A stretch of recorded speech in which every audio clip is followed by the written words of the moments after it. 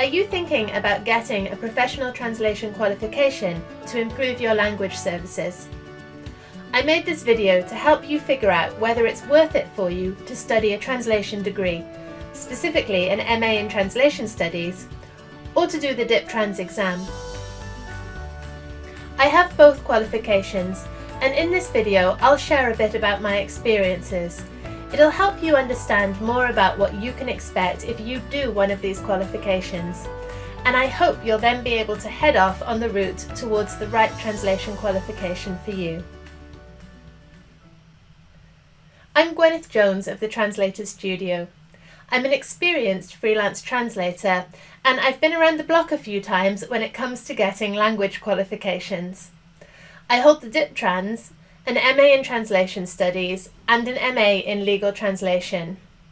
I have a bachelor's degree in French and Hispanic Studies, though I was mostly partying while I got that one, so I don't remember it very well. But don't worry, I revised well enough in 2020 when I got my Spanish proficiency qualification, the DELE C2.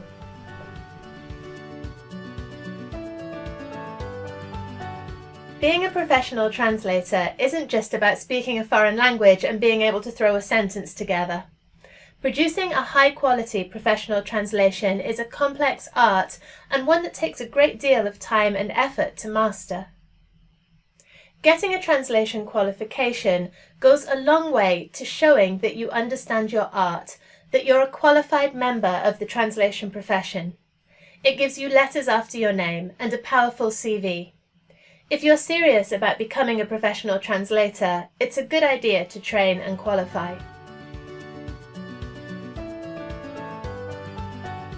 When you think about having a translation degree, the DipTrans or an MA in Translation Studies, you think about the completed process, that certificate on the wall. So you sign up and off you go on your merry journey into the qualification's sunset. The sun sets and rises, again, 365 times, and you're still in the process of qualifying. How many study hours did they say for that master's program?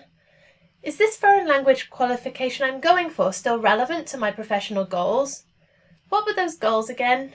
Am I here working on a Sunday? How much is this all costing me? Signing up for an undergraduate degree or a major postgraduate translation qualification like the MA in Translation Studies or the CIOL DipTrans is a major career decision.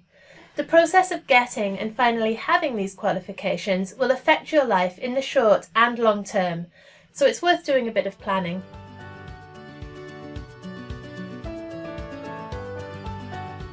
There are lots of good reasons for doing a translation qualification. More and better work opportunities, earning more, feeling more confident and avoiding imposter syndrome, being associated with quality, meeting people and networking on courses, specializing and diversifying to open more doors.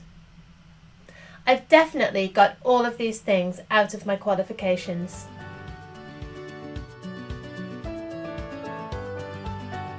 Both the MA and the DipTrans are official postgraduate qualifications. The MA is issued by a university and the DipTrans by the Chartered Institute of Linguists. The big difference is that a translation degree or an MA in Translation Studies is a course of study that lasts a year or more, while the DipTrans is an exam that you do in 7 hours over 2 days. It's not a course.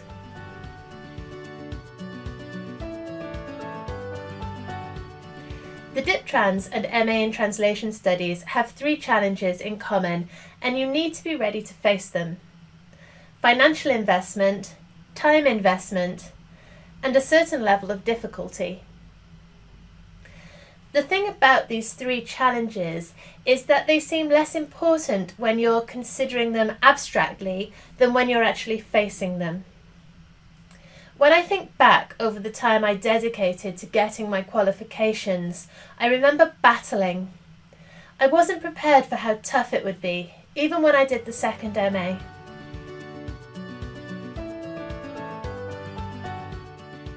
I worked full-time while doing my 3 postgraduate translation qualifications because I had to support myself. So, it's possible. It wasn't easy though, particularly on the MAs.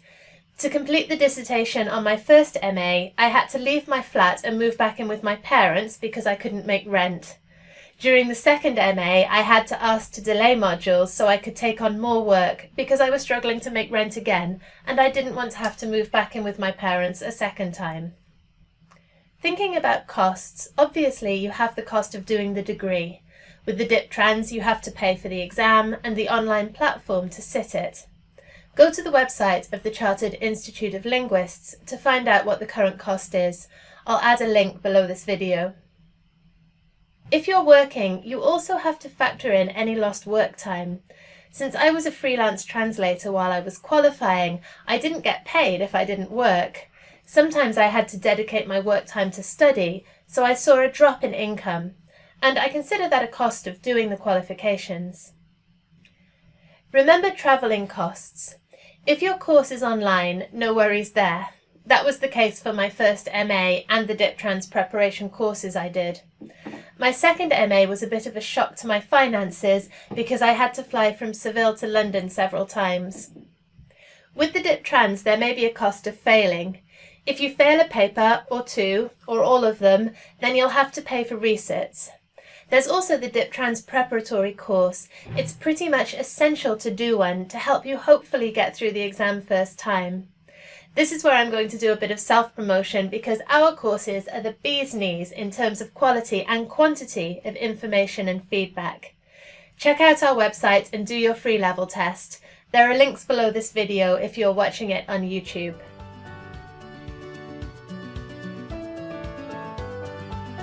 There's a reason why all these qualifications cost what they do. It's because in the long term, you should be able to get a return on your investment through work opportunities. That's certainly been the case for me with all of them. Just make sure you think about that when you select the qualification. Consider networking opportunities, specialization, what translation clients want to see when they're thinking about employing you.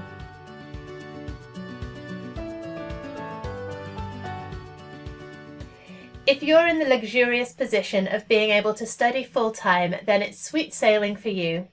Since I was working full-time, I pretty much worked all the time. This can get a bit depressing and lead to burnout, so it's important to plan ahead to make sure you stay on track and take a break once in a while. If you go for an MA, then you're looking at a year of full-time study or 2 years part-time. The DipTrans is over in 7 hours of exam, but you have to prepare for it. How long you need to spend preparing depends on whether you've studied translation and worked as a translator or not. Very experienced translators may need just a few months, while linguists who are new to translation may take more than a year.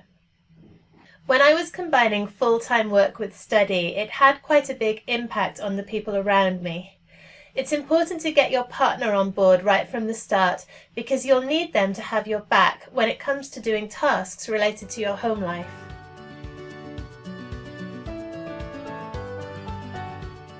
Difficulty.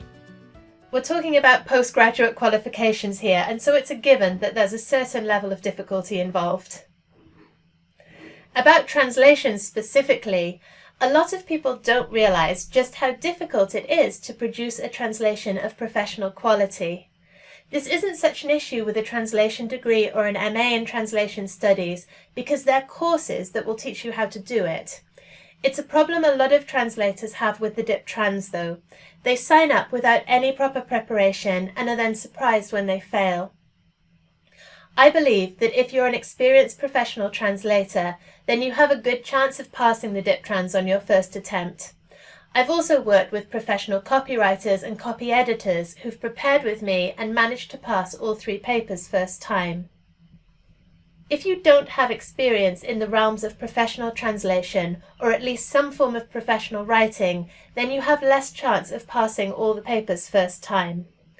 This is because, beyond being a test of language ability and cultural understanding, the DipTrans is a test of professional translation, editing and proofreading skills.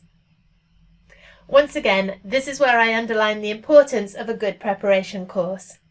The pass rate on the DipTrans hovers around 25%.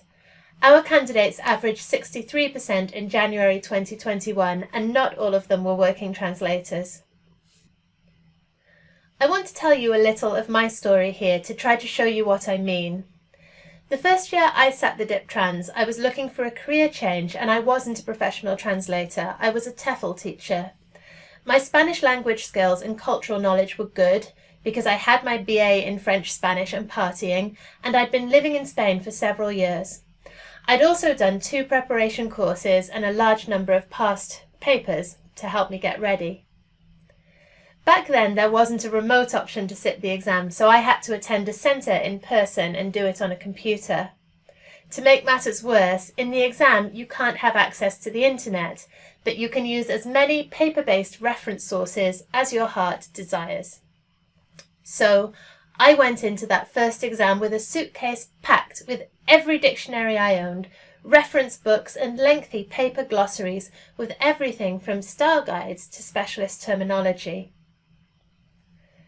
The majority of people in the exam also had suitcases packed with books, so no shame. That year I passed 2 out of the 3 papers. I now know that this is something to be quite proud of because most people fail the first time, but it was the first time in my life that I'd failed an exam like that, and so I was a little put out, to say the least. I went in the year after to resit, and that year things didn't go very well and I failed again. Can you believe it? The cheek of those examiners. After that, I started the MA in Translation Studies and was setting myself up as a freelance translator, so I got tied up with that for a few years. There's an expiration date on how many times you can resit, and so while I still had the opportunity, I decided I'd go in for a final showdown and face that outstanding paper once again. At that time, I was living in Spain and working as a freelance translator, but I decided to sit the exam in the UK because it fell just after Christmas, so I was able to combine it with a home visit. Having flown with Ryanair, I was only able to take 3 dictionaries into the exam because I couldn't fit any more in my suitcase. Despite that, I went in, felt relaxed, sat the exam, hardly touched the dictionaries, and completed the translation comfortably within the time limit. So a very different experience to years before. And I finally got my pass. The moral of the story? If you have translation experience, then you stand in much better stead to pass the DipTrans than if you don't. So I'd recommend assessing your amount of experience when weighing up whether you're ready to sit it or not.